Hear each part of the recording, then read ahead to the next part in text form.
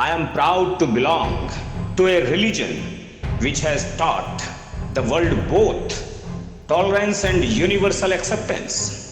ये वह शब्द हैं जिनमें भारत की महान संस्कृति झलकती है, जिसमें पावन मातृभूमि की सुगंध है। We believe not only in universal tolerance, but we accept all religions to be true. Swami Vivekananda ने शिकागो की धर्म संसद में जब बोलना आरंभ किया तो वहां बैठे लोगों के मन मस्तिष्क में उनकी बातें गहराई तक उतर गईं। भारत को दीनहीन मानने वाले आश्चर्यचकित थे। विवेकानंद जी के इस भाषण का आधार थी सहिष्णुता, जिस पर वर्तमान में भी वाद विवाद छिड़ा रहता है, चाहे राजनीति का क्षेत्र हो या धर्म का।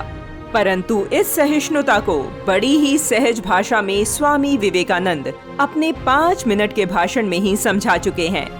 स्वामी विवेकानंद ने जो कहा उसका अर्थ है, मुझे गर्व है कि मैं एक ऐसे धर्म से हूँ जिसने दुनिया को सहनशीलता और सार्वभौमिक स्वीकृति का मंत्र सिखाया है।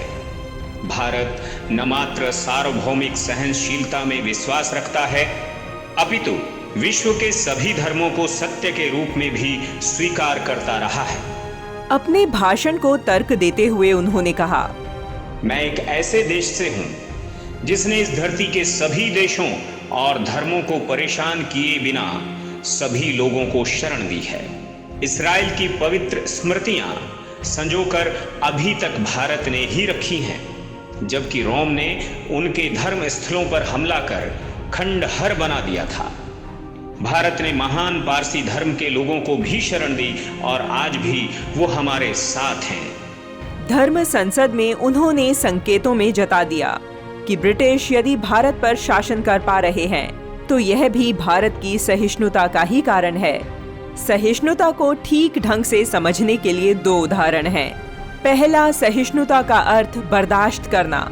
ऐसी सहिष्णुता दूसरी विचारधारा को पसंद न करते हुए भी मात्र इसलिए समझौता करती है क्योंकि उस दूसरी विचारधारा को हटाना कठिन होता है।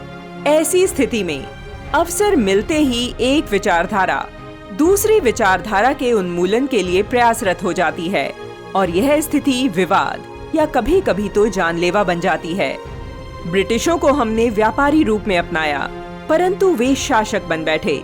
तब हमने श्री कृष्ण का दिखाया मार्ग चुना और उन्हें यहाँ से भागने पर विवश कर दिया।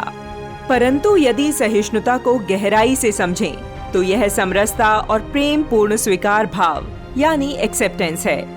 सहिष्णु होने के लिए आवश्यक है कि हम सभी में एक दूसरे के धर्म, भाषा और संस्कृति के प्रति आदर का भाव हो, न कि डरा धमकाकर या लालच देकर दूसरों पर अपना धर्म या विचार थोपना। यही समरसता, पूर्ण सहिष्णुता सदा से ही भारत की संस्कृति में रची बसी है और विशालता के साथ भारत के कोने कोने में अनेकता में एकता का रंग बिखेर रही है।